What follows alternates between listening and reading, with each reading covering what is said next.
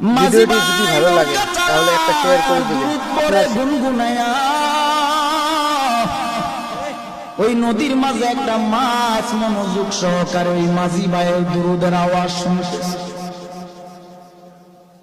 হঠাৎ এক জেলে এসে ওই মাছটাকে মেরে নিয়ে গেল। নিয়ে যাওয়ার পর বাজারে নিল, বাজারে নেওয়ার পরে বিক্রি করে। মাছটা মনোযোগ সহকারে নবীর দুরূদ শুনতেছে, আর ওই দিক দিয়া জেলে ভাই মাছটাকে ধরে নিয়ে গেলেন বাজারে বিক্রি করে। হঠাৎ করে আবু বকর বাজারের দিকে গেলেন, বাজারে যাইয়া মাছটা ক্রয় করলেন। নবীজিকে রহমাতুল লিল আলামিনকে দাওয়াত করেছে আবু বকরের বাড়িতে নবী খেতে আসবে। সুবহানাল্লাহ। আবু বকরের বাড়িতে আমার নবী খেতে আসবেন।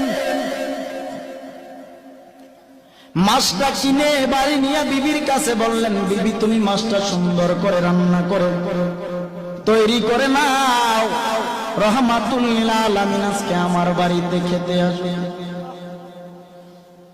বিবি মাছটাকে কেটে রান্না করার জন্য কড়াইয়ের মধ্যে যখন রাখলেন, পাতিলার মধ্যে যখন রাখলেন, চুলায় আগুন জ্বালায়। এরে বাবা, চুলার আগুন বারবার নিভে যায়।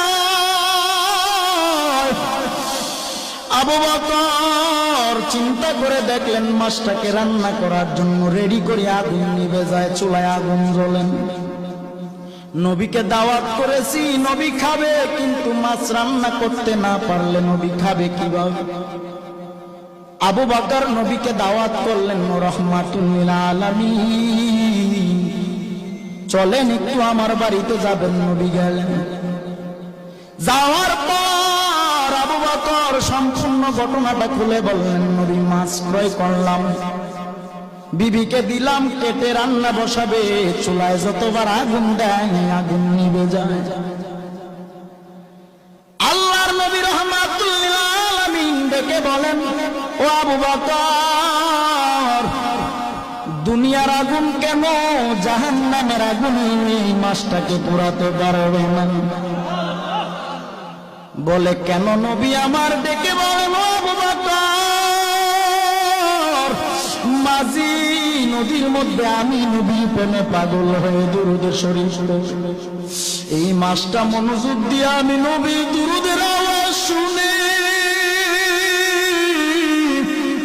আমি নবীর বড় পাগল। ওই মাছ